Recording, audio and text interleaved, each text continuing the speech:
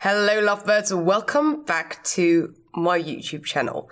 If you're here for the first time, welcome. I'm happy you're joining me. My name is Celine. I'm a makeup artist from the Netherlands, and up until 2019 I was mainly doing things on Instagram, but I've decided as of 2020 I'm going to take the plunge into YouTube as well. So today I'm going to talk about contouring and non-touring. I think a lot of you have already seen me doing this quite often on my short Instagram tutorials, but today I'm gonna go full in depth and try to explain to you how I do certain things. Now, I do tend to talk for quite a while, so if you want to skip ahead to specific areas or specific parts, then please review the description box because I've got all these time codes lined up for you so you can skip and hop on in wherever you want.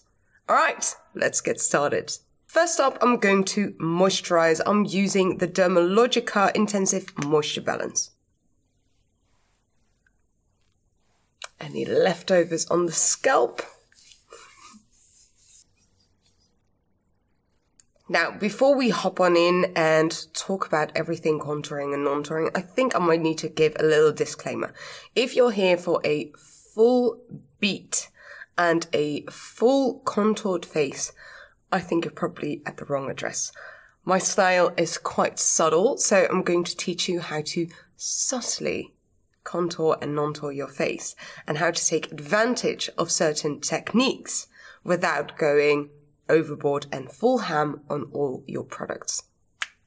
So yeah. Next up, I'm using an ATELIER face primer, and this one is DEMI-MATTE, and that will probably be quite nice if we're going in with a lot of cream product. Now with primer, I tend to go for the areas that have most texture in my face, so that's around the mouth, in the T-zone area, and the forehead.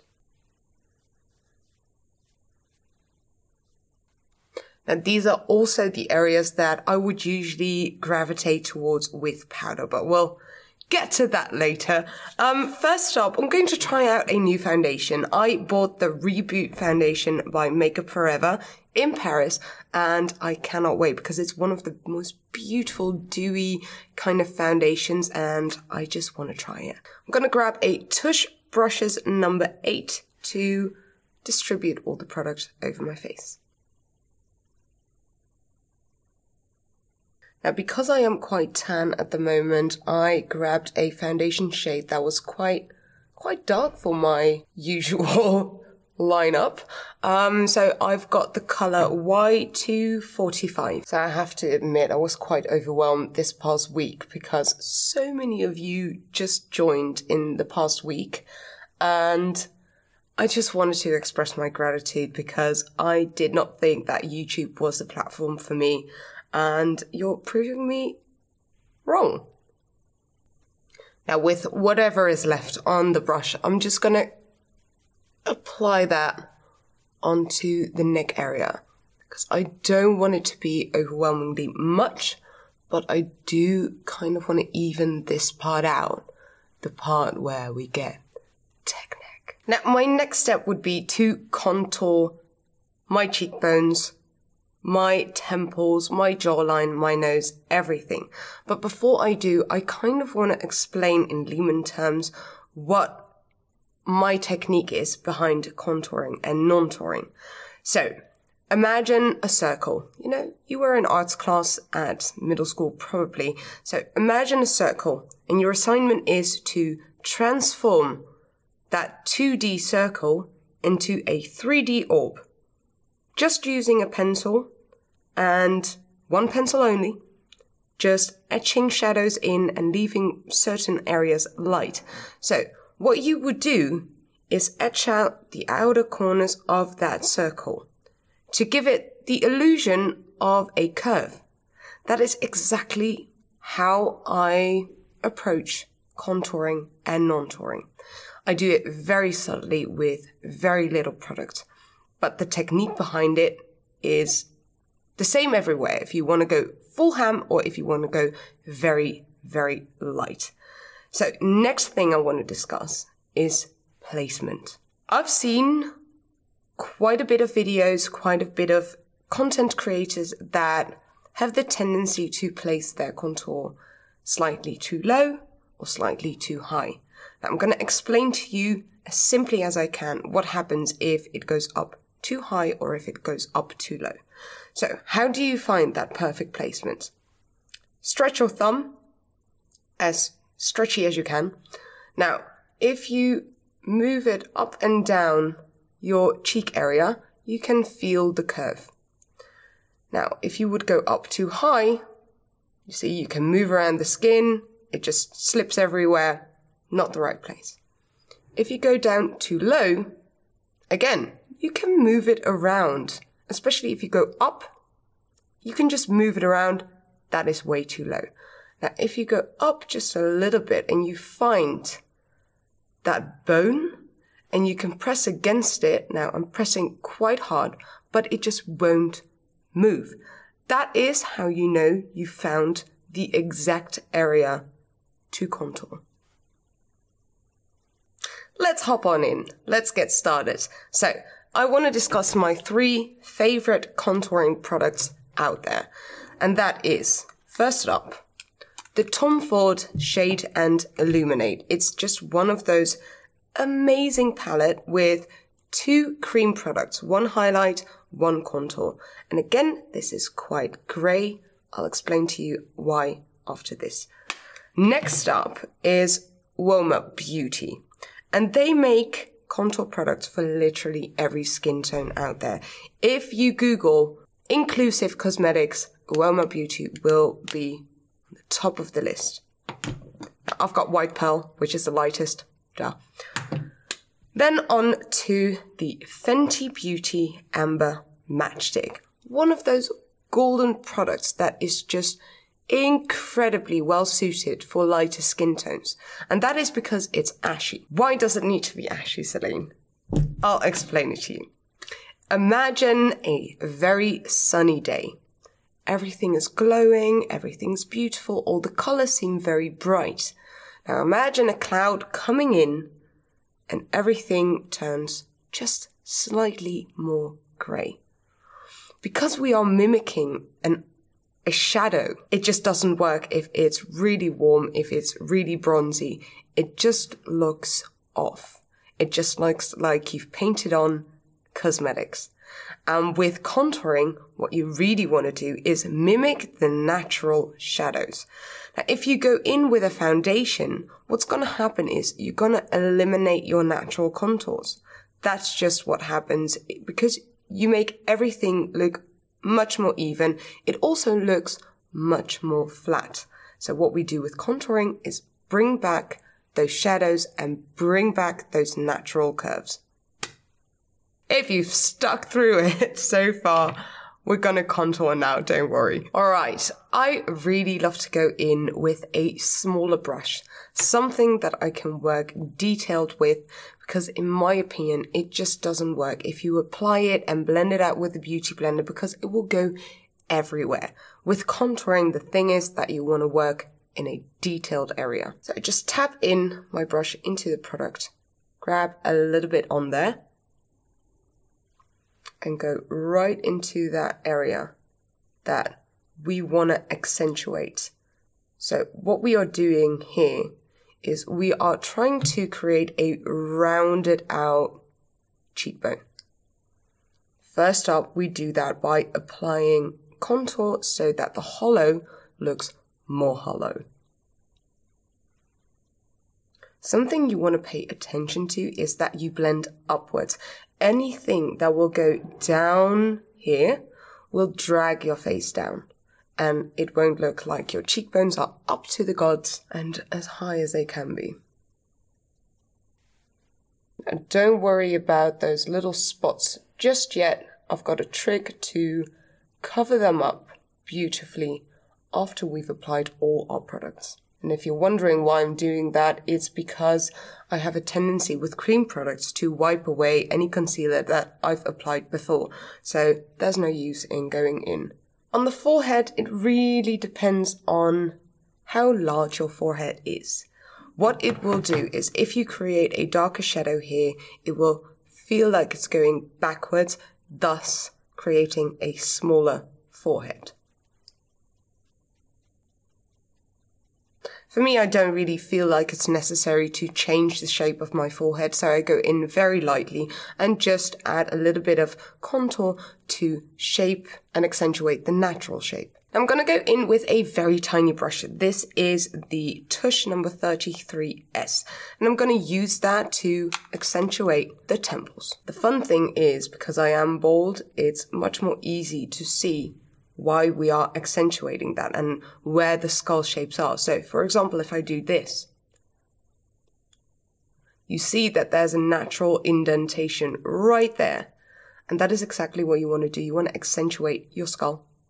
Again, this will help you accentuate the natural curves of your face. Now, if you have a weaker chin, if you have a weaker jawline, contouring can help you define the edge of your face. So I still use that really tiny brush and I go in right here underneath the jawline to accentuate that natural shadow that is already there. And I like to stick out my neck so that the jaw actually is accentuated. And then when I relax again, it just pushes that inwards a tiny bit. Now for the nose, it's slightly different. Some people really want to alter the shape of their nose, and some people just want to accentuate the natural curves. For me, it's the same. I like to leave this area of the nose quite free of makeup because it gives a much more natural aesthetic throughout. But because I have applied foundation onto the tip of my nose, it just looks a little broader and it looks a little flatter and wider than it really is. So what I do is I take a flat eyeshadow brush. Again, I dip it into the product and I just accentuate the part where the bridge goes into that curve. So you accentuate a shadow just along the bridge. Now again, I'm not the right person to explain to you how to alter your nose or how to change the shape or make it look super squeaky and thin and tiny. If you want to do that, I'll put a recommendation video down below so you can watch that. For me, it is just about enhancing my natural shapes. The closer you go in, the thinner and the smaller and the more narrow it will look. Now, if you want to have that button nose, what you do is you accentuate right there, so that it looks like after your tip, it goes in and then it goes straight. If you have a very long nose, for example, or if this area is just a little longer and you want to push that in, go into this area with a little bit of shadow. And again, it really doesn't have to be much, just very subtle adjustments and alterations will push it up, creating a very cutesy nose. To finalize, I just tap it in and make sure there are no harsh lines on the sides. Now, some people really like to carve out this area with concealer so that it actually goes into a very teeny tiny tip. I just don't prefer that look. I'll put another video down below. Now, this is exactly what I do for contouring. It is very soft, very subtle. But now I'm going to go on to my favorite part, and the part that I find has the most effect on altering your face shape in the best way possible. So again, if we look at that orb, we leave the center of that orb very light so that it looks like it's coming forward. Now that is exactly what you can do with your face. If you have certain shadows that you want to have eliminated, you go in with something just a tad lighter. Now all you need for this is 2 different concealer colors. One that is a very good match for your natural skin tone, and one that is just 1, maybe 2 shades lighter. So I really love the Hourglass foundation sticks because they're so pigmented. I can use them as a concealer. And I've got this one in Shell and in Porcelain. First, I'm just going to apply a little concealer that is my natural skin tone, and then I'll get back to you with the lighter one.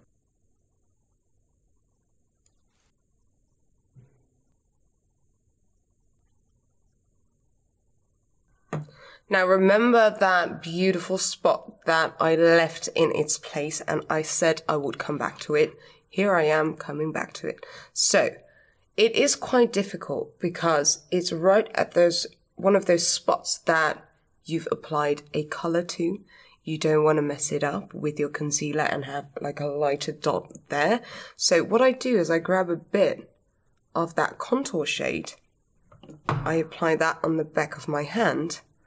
Then I apply a little bit of that concealer, mix it with that contour, and just hop on in to eliminate that pimple without ruining your contour. Alright, let's continue on with nontouring. Now this is something different from highlighting or strobing. Nontouring is, in my world, it is applying light to areas that are naturally darker, so they move forward, so they optically change the way your face looks. So I'm going in with a smaller blending brush. It's just a synthetic eyeshadow brush, the D220 by Cosette, because that way I can work in tinier and concentrated places and thus being very precise with my application. So I've got the same Hourglass foundation stick, but this is the color Porcelain. It's 2 shades lighter than my usual skin tone. So I go in, I tap a bit of product right on there. And then if you, for example, look at this hollow, so you can kind of see a triangle where even though we've already concealed, it still looks hollow. Now, that's not a fault of your own. That's just nature. That's just DNA. Some people have deeper eye ridges than others, and I've been blessed with quite deep ones. So what I do is I grab that little tiny brush and imagine that circle again, light will move forward. I tap that right into that triangle. So exactly on the points where I feel I want it to look fuller, that is where I go in with light. I don't drag anything. I don't smear it on. I just tap it into that very, very concentrated space. And slowly but steadily, you can see it transforming into a fuller looking under eye. I do have to admit, you need powder to set this so that it looks uniform, because obviously any shine will fuck with your vision. But if you mattify this, it will look so smooth, whilst on this side, I still have that awkward indentation. So let's do the other side. Now the funny thing is that this is one of those tricks that the old Hollywood stars would do. I think I saw it on Aaron Parsons' Instagram. It's just incredible what they do, because most of the time these movies were recorded in black and white and you couldn't really see any of the color differences, but you could see the darkness and the lightness. So contouring and nontouring was something so common, and she would apply this with a bright white paint stick, and she would just go in right at the corners where she felt like it needs to come forward. And the funny thing is, she hardly even blended it out, but it worked so well, making those beautiful sculpted faces. Now the beauty of this is you can apply it to any area that you feel needs to be enhanced, put forward, look more prominent. So if you, for example, don't have the highest cheekbones in the world, don't stress about it. Just grab a little bit of that lighter concealer and you can tap that on right on the area where you would normally apply your highlighter. Because in fact, this actually works way better than a shimmery highlight. So yes, obviously, if you look at people like Kim Kardashian, they have the technique nailed down. But you also have to kind of realize is that she goes out and she's being photographed day in, day out, every moment of the day. There is a camera at her face. So I can imagine that if you're in a position like that, you would go in a more covering fashion. But for us girls who just go out and about in our daily lives, that's quite heavy. So I like to go in this fashion and just do it slightly more subtle. So I smile a lot, and that has caused my smile lines to be a little bit more indented. So I just go in, lighten that part up. So it will move forward, so it will look much smoother. So where we just had that indentation there and that indentation there, it's no longer as visible, it's no longer as prominent. If you have a weak chin, next up, you can just add a little bit of light right to that tip. And that will move forward. If you have a really flat nose and you want it to look more pointy, you can add a touch of light right to that tip. Now, one of those things I hate the most on Instagram is those crunchy highlighter nose tips. And I was looking at Love Island the other day, and there was this girl who was just laying on a hammock, full glory makeup, and a crunchy Rudolph the Crunchy Highlighter Nose Reindeer. It's not pretty. It's not a good look. Now, also, if you see, I've got a slight indentation there, I've got a slight indentation there. That is just the way my skull is shaped. But if you have these really angry looking brows, for example, it might help to just add a touch of light right onto that area, and it will smooth out. So it will look less indented.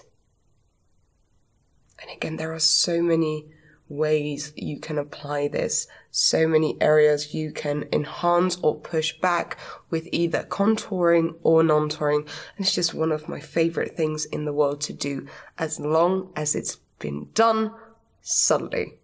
Our next step would be to mattify the areas that we have altered. So mattifying it will make sure that it's no longer as visible, that shine will not betray your trickery.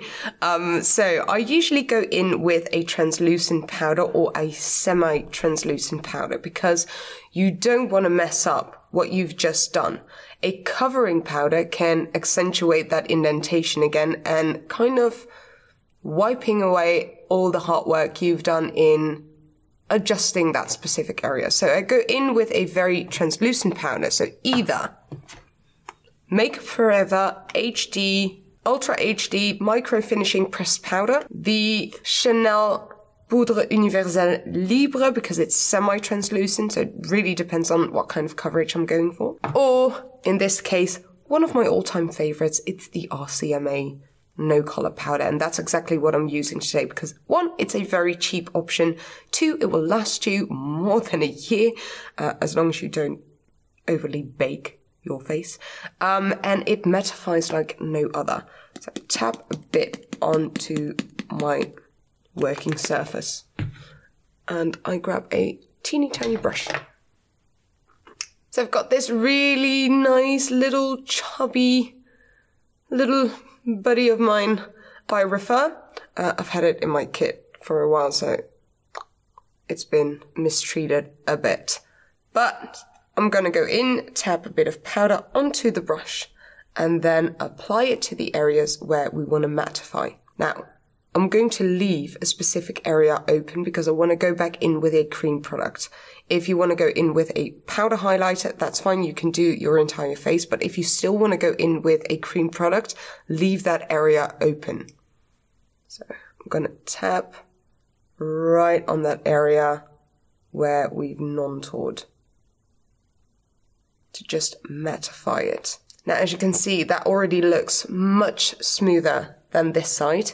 So let's tap it right onto here. You want to grab onto the sides of the nose where you've applied that contour so that doesn't feel out of place anymore. And I always prefer to powder around the mouth because it can look just a little dirty when it looks too shiny.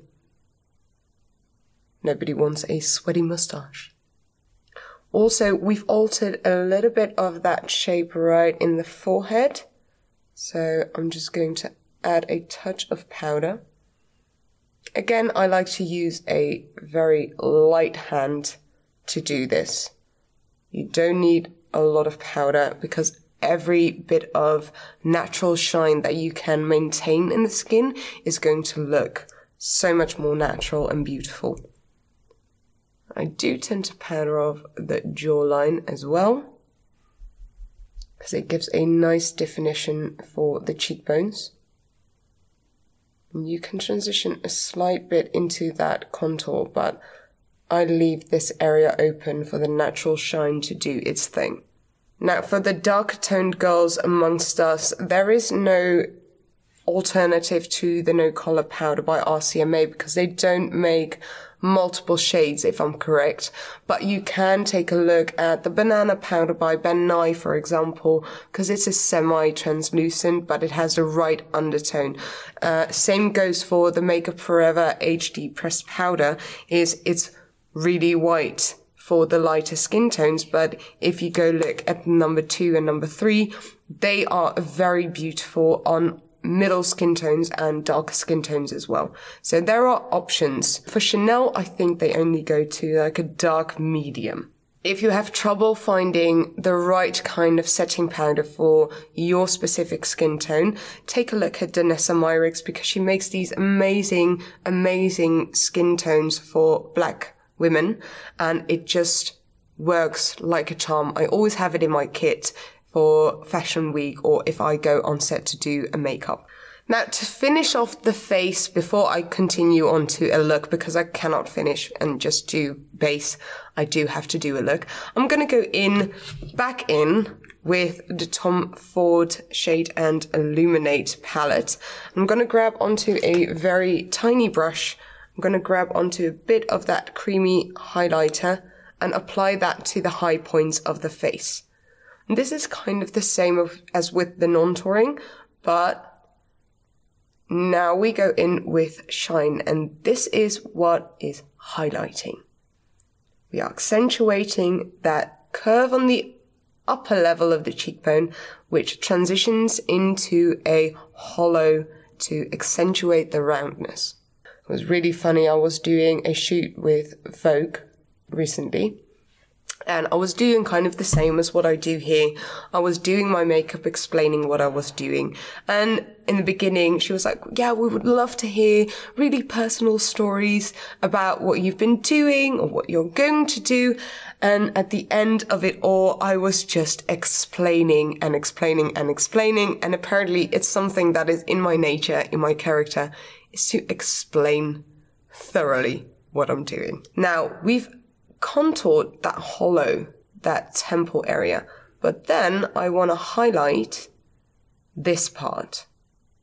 So it's a line that goes from your nose over the eyes towards the temple. So it's the top part of the temple, again creating beautiful curves in the face. I've seen a lot of people highlighting the front of their forehead, and I still don't get why. It just looks like a shimmery bowl right in the center. Yeah. One of those areas that I do love to highlight is the bridge of the nose.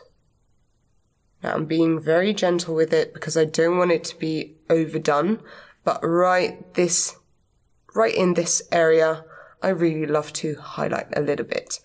Now, I accentuated the tip of the nose with my lighter concealer. I'm not going to go in with a highlighter. We don't want to be Rudolph. So I am going to, with whatever is left on your brush, highlight a little bit of my Cupid's bow. See, there's this nice little shine, and tap a tiny bit onto the high point of the chin. Now, a lot of you really love to highlight the top part of our brow bone. I'm going to skip that for now because I'm going to do a fun eye look anyways, and then I'll go back in with a highlighter if I feel like it. But I did this look while I was on holiday in Cape Town, and a lot of you have been asking for a tutorial on it, so that's exactly what I'm going to do. First up, let's zoom you in so you can actually see what I'm doing. Hello, there we are. First up, I'm going to do my brows because I tend to drag my eyeshadow up quite high.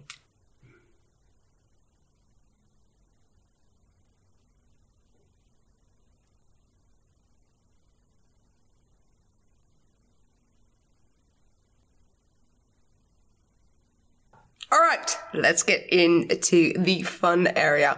So first up, I'm going to apply a darker kohl pencil because everything darker you will put underneath your eyeshadow will kind of shine on through without being super obvious. But I do want to accentuate my lash line. I'm going in with the YSL Dessin du Regard in black, and I'm just going to smudge that right along the lash line. It can be as neat or as not neat as you want, as long as it's quite close to the lash line. I'm gonna buff that into the rest of the eyelid by using a D250 by Cosette, which is just a fluffier, angled shadow brush. Could also be that they've intended this for brow powders, but I tend to use it for the eye area a lot. Now, you don't have to worry about it being neat or very well placed. The only thing you want to do with this black kohl pencil is accentuate the eye shape so we don't lose that underneath all the eyeshadow. There! Now the key to that beautiful, beautiful, intense lime color is this baby by DANESSA MYRICKS. It is the LIMESICKLE Color Fix, and it is a shimmer color fix, if I'm correct. Yeah, it doesn't say it on the packaging, but it is a shimmer. Now, I usually place it on the back of my hand, but in this case, I'm going to use a tiny little palette to distribute some of my product. There we go. And then with a flat eyeshadow brush, I'm just going to grab a bit of that product on my brush. Alright, so we've got a bit of a LIMESICKLE, and my camera died on me, so it's a little drier than it's supposed to be, but that's no worry. I'm going to apply this to the eye area. Don't worry, you can go right on top of that black, because it will peek on through. Even though we're covering it with eyeshadow, that shape will peek on through. I've let it dry out for a little too long, but I'm going to build up that color nice and gently. But I am going to create a transition right up into that brow. You know, it's on the one hand so simple to create a mono-colored lid, and on the other hand it's so powerful, so beautiful, and it really is for everyone. Because if you have a slightly more hooded eye, you can drag that color right over there and use that color placement in your advantage. Now with a smaller brush, the Refer number 3, I'm also going to apply this color to the lower lash line.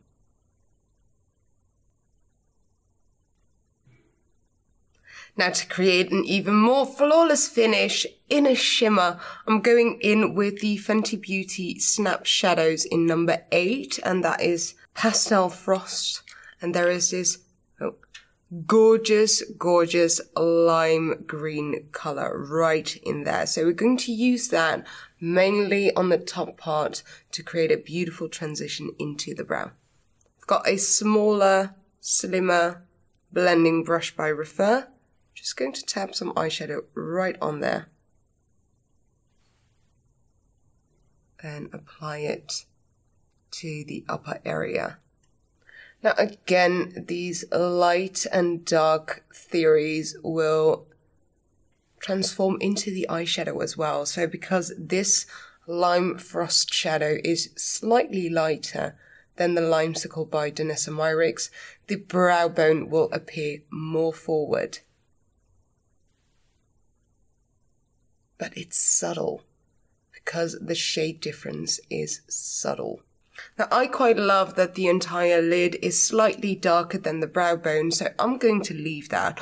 But if you want to accentuate the roundness of the moving lid, then you could apply a little bit of light right into that center part. For now, I'm just going to grab a bit more eyeshadow with a smaller brush and apply that right into the inner corner, so that we can intensify that area a little bit, but also create a light point. Now to finish this eye look off, I'm going to use Bad Gal Bang by Benefit Cosmetics to apply a generous layer of mascara.